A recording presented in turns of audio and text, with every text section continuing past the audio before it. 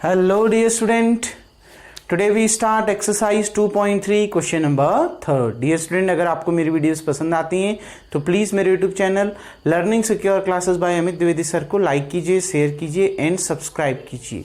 देखिए dear student, question number 3rd क्या कह रहा है. बहुत ही इजी क्वेश्चन है, जल्दी से इस क्वेश्चन को कंप्लीट कर लेते हैं. A function is defined by f x equal to 2x minus 5. कोई फंक्शन है जो डिफाइंड है इससे, मतलब जो फंक्शन है वो कितना दे रखा है 2x माइनस 5. ठीक है ना. Right the value of f0, f7, f minus 3. इसका मतलब क्या है, आपने फंक्शन की वैल्यू fx देखो कंपेयर करो, x इक्वल टू कितना है 0. आपने एक बार इस फंक्शन की वैल्यू पर फंक्शन पर x की जगह में 0 रखना है, इसको इवैल्यूएट करना है. एक बार x की जगह में 7 रख के फंक्शन को इवैल्यूएट करना है. एक बार x की जगह में कितना -3 रख के फंक्शन को इवैल्यूएट करना है. बस वही इसकी क्या होगी, वैल्यू होगी. देखो बच्चों, गिवन क्या है, fx equal to 2x minus 5. देखो सबसे पहले हमने क्या इवैल्यूएट करना है, f0. तो नंबर 1 f0, मतलब आप x की जगह में कितना पुट कर रहे हो 0. Put x equals to 0. ठीक. अब देखिए x की जगह में जब आप 0 रख रहे हो तो 2 इंटू 0 माइनस 5, 2 इंटू 0 0 0 माइनस 5 कितना हो गया -5. क्लियर. अब देखो बच्चों सेकेंड पुट, अब कितना रखना है, देखो fx है, यहाँ f7 है, x की जगह में कितना रखना है 7. Put x equals to 7 in equation 1. x की जगह में 7 रखना है इक्वेशन 1 पर. तो देखो ये fx था, x की जगह में आपने कितना रखा 7 रखा, इक्वल्स टू यहाँ 2x था, x की जगह में कितना आ गया 7 आ गया, -5. तो f7 इक्वल्स टू 7 2 जा 14 -5 दैट इज कितना 9. क्लियर बच्चों. तो f7 की वैल्यू कितनी आ गई 9 आ गई. थर्ड देखिए, अब आपने क्या करना है, ये fx है, ये f-3 है, मतलब x की जगह में कितना रखना है -3. Put x equals to -3 in equation 1. Equation 1 में x की जगह में -3 रख देंगे. तो रखिए, देखो यहाँ fx की जगह में -3 आ गया, इक्वल्स टू 2 इंटू x की जगह में -3 आ गया, माइनस कितना 5. तो f-3 कितना 2 इंटू -3 -6 माइनस कितना 5, -6 माइनस 5 कितना आ गया -11. क्लियर. तो f0 की वैल्यू आई -5, f7 की वैल्यू आई 9 और f-3 की वैल्यू कितनी आई बच्चों -11. कोई डाउट. बहुत इजी क्वेश्चन था, इसमें आपने फंक्शन को निकालना था, मतलब एक बार x की जगह में 0, एक बार 7, एक बार -3. डियर स्टूडेंट, उम्मीद करता हूं ये क्वेश्चन आपको समझ में आ गया होगा. वीडियो को पॉज करके सबसे पहले आप इतना उतार लेंगे. नाउ डियर स्टूडेंट, अब हम बढ़ते हैं क्वेश्चन नंबर 4 की ओर. आपको क्या दिया है, देखो t कोई फंक्शन है जो आपको, देखिए क्या दे रखा है क्वेश्चन में, t आपको एक फंक्शन दे रखा है बच्चों. ठीक है, क्वेश्चन को पूरा पढ़ लेते हैं एक बार. ठीक. The function t which maps temperature in degree Celsius into temperature in degree Fahrenheit is defined by Tc equals to 9c upon 5 plus 32. देखो आपसे क्या कह रहा है, जो Tc है आपको t which maps temperature in Celsius, ये टीसी क्या है temperature in Celsius into temperature in degree Fahrenheit. ठीक हो गया ना. और ये जो फंक्शन है वो मैप कहाँ से कहाँ तक मैप हो रहा है, मतलब टेम्परेचर इन डिग्री सेल्सियस से टेम्परेचर इन डिग्री फ़ारेनहाइट में आपका मैप हो रहा है. तो आपने क्या निकालना है, T0 T28, मतलब कुछ नहीं, आपने एक बार C की जगह में 0 रख के T0 इवैल्यूएट कर लेना है, एक बार C की जगह में 28 रखना है, T28 इवैल्यूएट कर देना है, एक बार C की जगह में -10 रखना है. ठीक है. और लास्ट वाला कंडीशन कुछ अलग कर रहा है, उसको फिर देखते हैं. देखो बच्चों, सबसे पहले T0 निकालना है ना, तो क्या लिखेंगे, put T equals to 0 in equation 1. Equation 1 में T की जगह में 0 रख देते हैं, तो T0 इक्वल्स टू 9 इंटू, मतलब T की जगह में नहीं बच्चों, सॉरी, यहां देखिए T0 निकालना है ना. ये टेम्परेचर किसके टर्म में दे रखा है, C के टर्म में दे रखा है. T किसके टर्म में दिया है, C के टर्म में दिया है. तो C इक्वल्स टू 0 रखोगे. आ गई ना बात समझ में? ध्यान रखना, t0 निकालना है तो c की जगह में क्या रखोगे?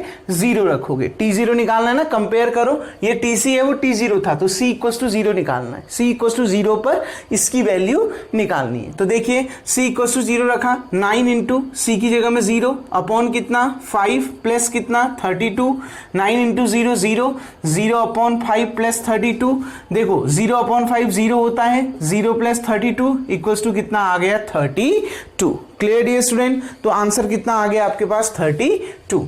t28 दूसरा हमने ये निकालना है, तो अब क्या करोगे? पुट, ये tc था वो t28 था, मतलब c की जगह में कितना रखना है? 28। c equals to 28 in equation 1, तो कितना आ गया? देखो t28 इक्वल्स टू 9 इंटू सी की जगह में 28 रख दिया अपॉन 5 प्लस 32।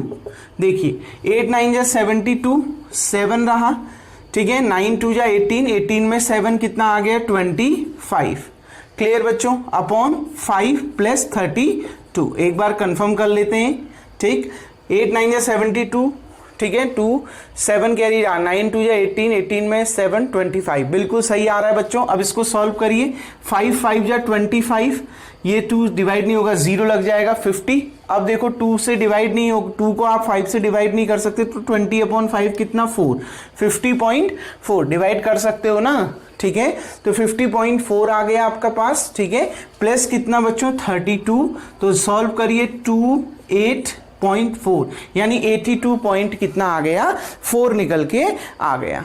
क्लियर? एक बार कंफर्म कर लीजिए, 5 5 जा 25, ठीक है, और 50.4 बिल्कुल ठीक आ रहा है बच्चों। अब देखो t इक्वल्स टू -10, मतलब t -10 इवेल्युएट करना है, यानी अब क्या करोगे? Put c equals to -10 in equation 1, equation 1 की जगह में, इक्वेशन 1 में c की जगह में कितना रखोगे? -10, तो रखेंगे तो t -10 आ गया इक्वल्स टू 9 इंटू सी की जगह में -10 आ गया अपॉन 5 आ गया प्लस 32 आ गया बच्चों। 9 इंटू -10 -90 डिवाइड बाई किससे है? 5 से, प्लस 32। देखिए 5 18 जा 90, 5 1 जा 5, 4 और 0, 5 8 जा 50, तो -18, तो कितना आ गया? -18 प्लस 32, 32 में से 18 माइनस करो, कितना आ गया? 14। तो t -10 की वैल्यू 14 आ गई, t28 की वैल्यू 82.4 आ गई, t0 की वैल्यू 32 आ गई। क्लियर बच्चों? अब आपने क्या निकालना है? फोर्थ में वैल्यू ऑफ c की वैल्यू निकालनी है जब आपको दिया है tc इक्वल्स टू 212, जो ये tc बराबर इतना है, इस tc की वैल्यू ये भी दी है। क्लियर? फ्रॉम इक्वेशन 1, इक्वेशन 1 में आपने टीसी की जगह में कितना रख देना है? 212 रख देना है। ये टीसी दिख रहा है ना आपको, इस टीसी की जगह में कितना रख देना है? 212, क्योंकि टीसी की वैल्यू 212 दे रखी है ना बच्चों, तो इस टीसी की जगह में कितना रख दोगे? 212 इक्वल्स टू इतना ही रहा 9c अपॉन 5 प्लस 32, ये प्लस 32 है, इधर आके minus 32, 212 minus 32 equals to 9c upon 5। देखो 2 में से 2 गया 0। क्लियर बच्चों? 21 में से 3 गया 18। क्लियर?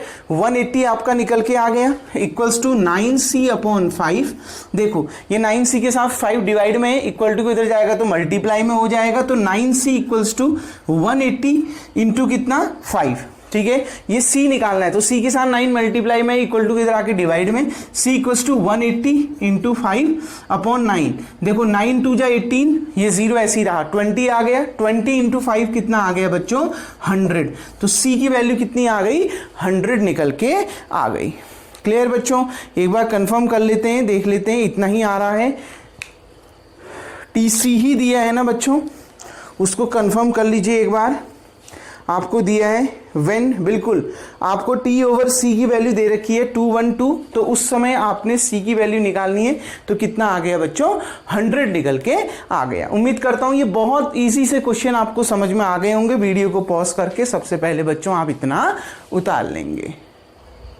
नाउ डियर स्टूडेंट, अब हम बढ़ते हैं क्वेश्चन नंबर 5 की ओर, जो कि पेपर की पर्पज से बहुत ज्यादा इंपॉर्टेंट क्वेश्चन है।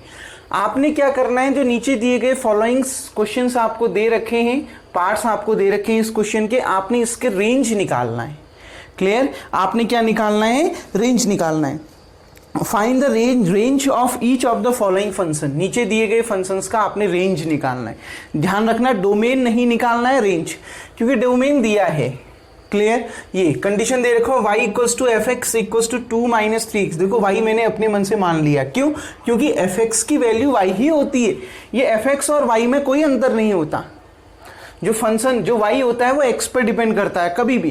क्लियर, तो एफ एक्स को हम y भी लिखते हैं। देखो y equals to f x होता है, ध्यान रखना बच्चों, आ गई ना बात समझ में? ये एफ एक्स की वैल्यू y के ही बराबर होती है, ठीक है? तो इसमें बिल्कुल कंफ्यूज नहीं होना है। तो देखो हमने इस एफ एक्स को y लिख दिया। y इसलिए लिखा बच्चों क्योंकि रेंज निकालना है, और रेंज क्या होता है?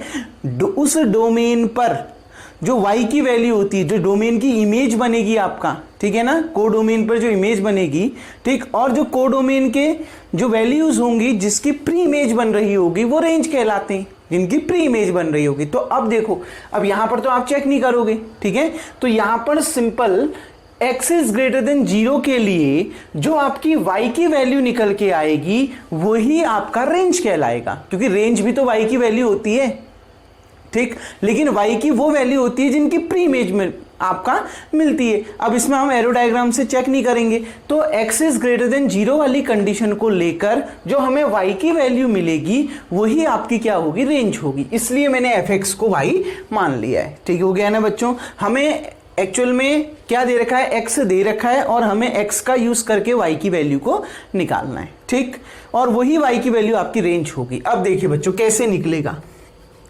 हमें गिवन क्या है?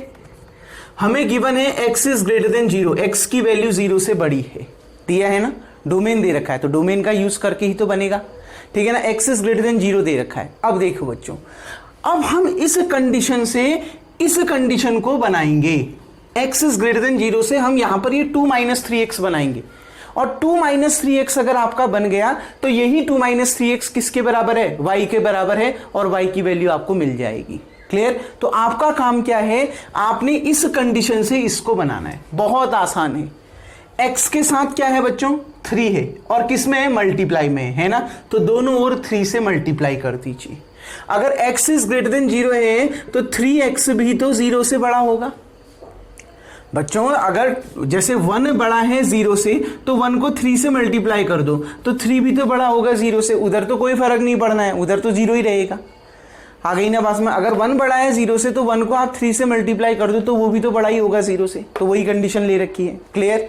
अब देखो, लेकिन 3x के साथ कौन सा साइन है? माइनस का साइन है। अब taking minus in both side, लिखना नहीं है, आ गई ना बात में? लिखना नहीं है, लेकिन बस समझो आप कर क्या रहे हो। अब दोनों ओर आप माइनस ले रहे हो, दोनों ओर क्या ले रहे हो? माइनस ले रहे हो। तो माइनस 3x और 0, अब इसके बीच में साइन क्या होगा? क्या यही साइन रहेगा? नहीं बच्चों, साइन बदल जाता है। अब इसको एग्जाम्पल के तौर पे समझिए। देखो बच्चों, मैंने आपसे कहा कि 1 बड़ा है 0 से, कहा ना। अब दोनों ओर 3 से मल्टीप्लाई कर दो तो 3 बड़ा हो गया 0 से। अगर आप दोनों ओर माइनस लगा देते हो, दोनों ओर क्या ले लेते हो? माइनस, तो उधर तो कोई फर्क नहीं पड़ेगा, -0 0 ही तो हुआ, ठीक है ना। अब देखो, अगर आप दोनों ओर माइनस लगा देते हो तो ये तो -3 हो गया, ये 0 ही रहेगा। अब बताओ -3 बड़ा है या 0 बड़ा है? बच्चों कौन बड़ा है? 0 बड़ा है।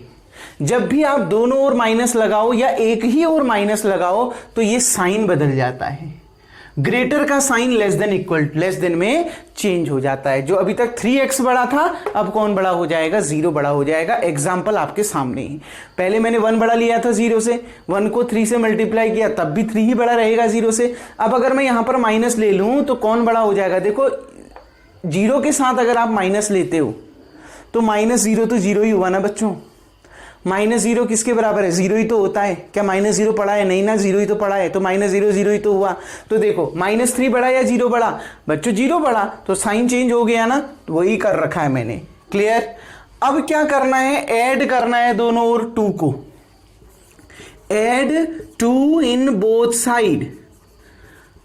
आप ऐड कर रहे हो 2 को, क्यों? कैसे पता चल रहा है मैं ऐड कर रहा हूं 2 से? मैंने ये बनाना है 2 माइनस 3x। हमें कंडीशन ये दी थी x इज ग्रेटर देन 0। इसको पहले मैंने 3x बनाया, 3 से मल्टीप्लाई किया, फिर मैंने 3x के साथ माइनस लेना था तो मैंने माइनस लिया, तो साइन बदल गया, ग्रेटर का साइन लेस देन में चेंज हो गया। अब मैंने दोनों ओर क्या ऐड करना है? 2 ऐड करना है। तो बच्चों 2 ऐड करो, तो 2 ऐड करो तो इसमें देखो -3x + 2 < 0 + 2। क्लियर बच्चों, दोनों ओर 2 ऐड कर दिया ना, जो भी प्रोसेस होगी दोनों ओर होगी। अभी तक कोई फर्क नहीं पड़ रहा था, 0 0 ही था, लेकिन अब जब ऐड करोगे तो 0 चेंज हो जाएगा ना, तो दोनों ओर लिख दिया मैंने, add in to both side. अब देखिए बच्चों, इस -2x + 3 को मैं 2 - 3x लिख सकता हूं। देखो 2 प्लस में है, 2 यहां पर भी प्लस में ही है, 3x माइनस में है, 3x यहां पर भी माइनस में ही है, वही बात तो आई ना, 2 - 3x लिख सकता हूं। 0 + 2 कितना आ गया? 2 आ गया।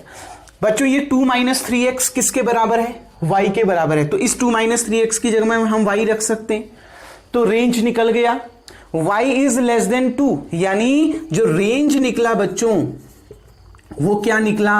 y is less than 2।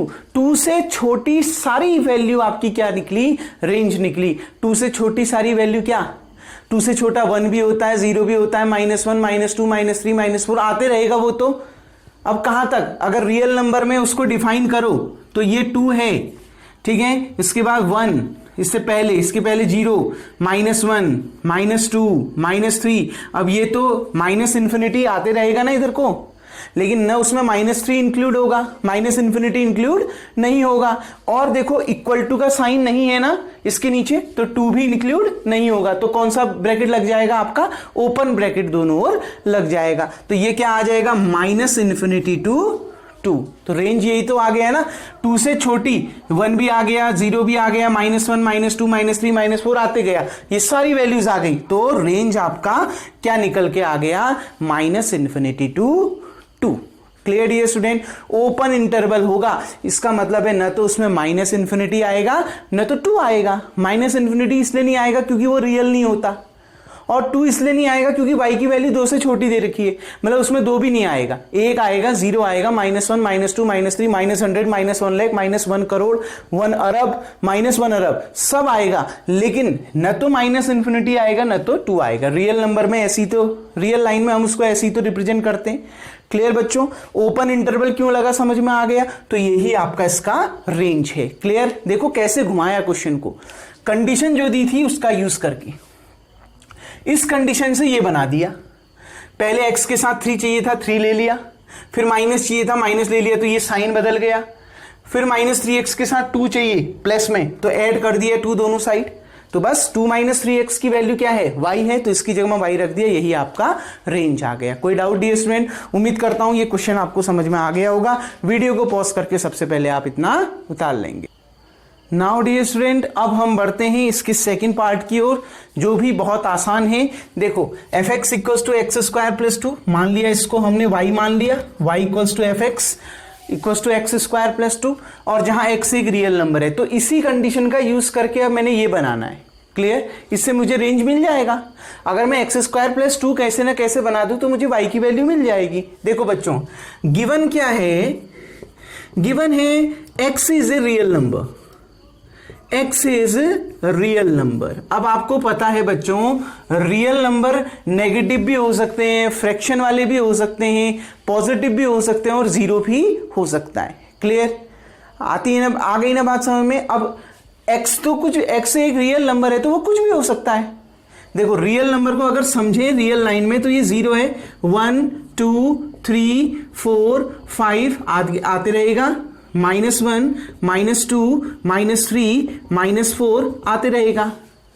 मतलब रियल नंबर में 0 भी आ गया, पॉजिटिव नंबर भी आ गए, नेगेटिव नंबर भी आ गए, नेगेटिव फ्रैक्शन नंबर भी आ गए, पॉजिटिव फ्रैक्शन के नंबर भी आ गए, रेशनल नंबर भी आ गए, इरेशनल नंबर भी आ गए। मतलब एक छोटा मोटा समझो तो उसमें पॉजिटिव नंबर भी आ गए, उसमें नेगेटिव नंबर भी आ गए, और उसमें 0 भी आ गया। अच्छा, यहां पर आपको क्या दे रखा है?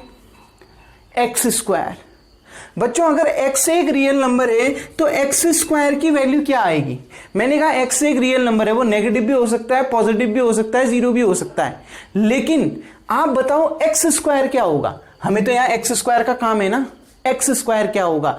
बच्चों अगर x नेगेटिव भी हो सकता है, 0 भी हो सकता है, पॉजिटिव भी हो सकता है, तो x² तो हमेशा क्या होगा? पॉजिटिव ही होगा।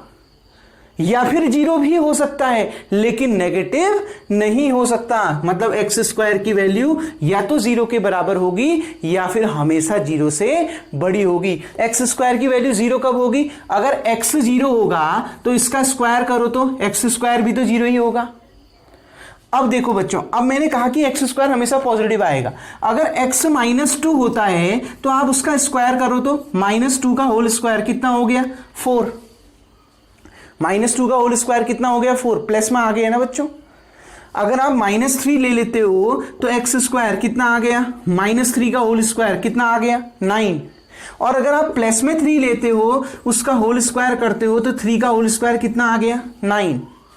क्लियर? मतलब नेगेटिव अगर x है तो उसका होल स्क्वायर क्या आ जाएगा? पॉजिटिव आएगा। मतलब अगर x नेगेटिव भी होता है, जीरो से छोटा भी होता है, तो उसका स्क्वायर तो हमेशा जीरो से बड़ा ही आएगा। अगर x पॉजिटिव होता है तब भी उसका स्क्वायर जीरो से बड़ा ही आएगा। तब मैंने लिख रखा है x square is greater than zero. ठीक है, ऑलवेज भी greater than zero. Equal to का साइन क्यों लगाया? अगर किसी कारणवश, क्योंकि x रियल नंबर है और अगर x जीरो हो जाता है तो उसका स्क्वायर जीरो ही रहेगा, इसलिए मैंने नीचे इक्वल टू का साइन भी लगा दिया। कोई डाउट बच्चों? x रियल नंबर है तो x स्क्वायर हमेशा, x अगर रियल नंबर है, नेगेटिव भी है, पॉजिटिव भी है, जीरो भी है, तो उस x का स्क्वायर हमेशा जीरो से बड़ा आएगा, पॉजिटिव आएगा। और एक केस ऐसा हो सकता है जहां वो जीरो के बराबर भी आ सकता है। क्लियर? देखो x स्क्वायर मिल गया ना।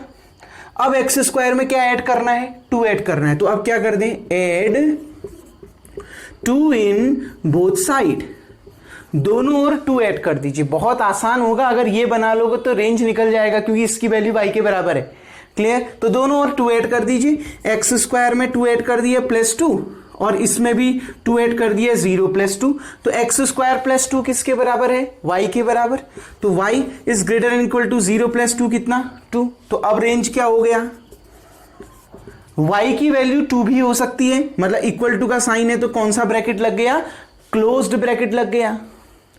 आ गई ना बस में, क्लोज्ड इंटरवल आ गया।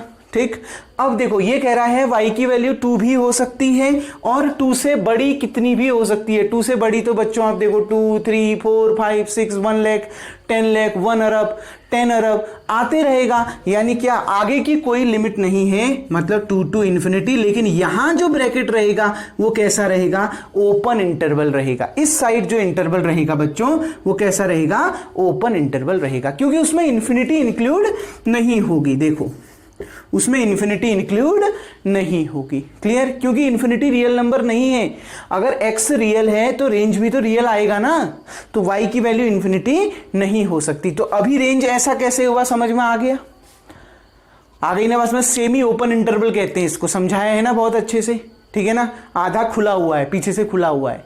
ठीक है, इसका मतलब है उसमें 2 इंक्लूड होगा लेकिन आपका इन्फिनिटी इंक्लूड नहीं होगा। क्यों नहीं होगा? समझ में आ गया, क्योंकि x रियल है तो y भी रियल ही आना चाहिए, इन्फिनिटी नहीं आएगा। ठीक है, अब देखो ये कह रहा है कि रेंज क्या है? वो 2 से बड़ा, 2 के बराबर भी हो सकता है और 2 से बड़ा। अब 2 से बड़ा कितना भी हो सकता है, उसकी कोई लिमिट नहीं है। 2 हो सकता है, इसने यहां पर क्लोज ब्रैकेट लग गया। ठीक है ना, इस साइड, और आगे की कोई लिमिट नहीं है तो इन्फिनिटी। ठीक है, और कौन सा इंटरवल आपने? ओपन ब्रैकेट लगा दिया यहां पर। ठीक हो गया ना, मतलब ये सेमी ओपन इंटरवल आपका लिख दिया आपने 2 to इन्फिनिटी। कोई doubt dear student? Clear? Range समझ में आ गया है ना इसका? ठीक है, तो बच्चों इसको भी वीडियो को पॉज करके आप इतना उतार लेंगे। देखिए बच्चों, तीसरा पार्ट क्या कह रहा है? fx आपको x दे रखा है, इसके लिए भी रेंज निकालना है। और x कैसा नंबर है? रियल नंबर है। क्वेश्चन को देख लेते हैं एक बार, बिल्कुल यही दे रखा है। तो fx को हम y मानते हैं, let y equals to x हो गया। अच्छा बच्चों, अब देखो x रियल नंबर है और y की वैल्यू x के बराबर है। गिवन है आपको y equals to x and since x is real number, x is real number, x real number है, तो बच्चों अगर x रियल नंबर है और y की वैल्यू x के ही बराबर है तो y भी तो क्या होगा? रियल नंबर होगा। y भी आपका क्या आएगा बच्चों? रियल नंबर आएगा। तो y रियल नंबर आ गया। x अगर रियल नंबर है तो y x के बराबर है, तो y भी क्या आ गया? रियल नंबर आ गया। तो जो रेंज हो गया आपका, रेंज इक्वल्स टू क्या आ गया? Real numbers. ठीक है ना बच्चों। देखिए आप लिख सकते हो रेंज में सेट ऑफ रियल नंबर भी लिख सकते हो। आपको दिया है ना x is real number, that is x equals to r दिया है। x एक रियल नंबर का सेट है, सेट ऑफ रियल, x क्या है, रियल नंबर है। अगर x रियल नंबर है तो y की वैल्यू x के ही बराबर है, तो y भी क्या आ गया, रियल नंबर आ गया। मतलब रेंज क्या हो गए, रियल नंबर्स। ठीक हो गया ना, रेंज क्या आ गया आपका, रियल नंबर्स। इसको आप इक्वल्स टू कैपिटल R भी लिख सकते हैं, यानी the set of real numbers. इसका मतलब है रेंज क्या आएगा, देखो इसको पूरा लिखते हैं सेट ऑफ रियल नंबर, यानी that is equals to capital R। तो रेंज क्या आ गया, capital R, set of real numbers. मतलब y इक्वल्स टू x है, x रियल नंबर है तो y भी रियल नंबर है, तो रेंज क्या आ गया, सेट ऑफ रियल नंबर। आ गई ना बात में बच्चों, कोई प्रॉब्लम इसमें। तो बच्चों ये एक्सरसाइज 2.3 भी आपकी एंड होती है। अब मिस्केलेनियस में केवल हम उन्हीं क्वेश्चनों को डिस्कस करेंगे जो पेपर की पर्पस से इंपॉर्टेंट है और जिसमें रेंज और डोमेन निकालना है, क्योंकि मैक्सिमम टाइम यही क्वेश्चन आपसे पूछे जाते हैं और बचे हुए क्वेश्चन को हम उड़ता उड़ता डिस्कस कर लेंगे, लेकिन मेनली हम डिस्कस करेंगे केवल रेंज और डोमेन वाले क्वेश्चनों को मिस्केलेनियस एक्सरसाइज में। तो डियर स्टूडेंट, अब जो नेक्स्ट वीडियो में हम मिस्केलेनियस एक्सरसाइज स्टार्ट करेंगे, तब तक के लिए थैंक यू। आज का वर्क आपका यही होगा, वीडियो को पॉज करके आप इतना उतार लेंगे।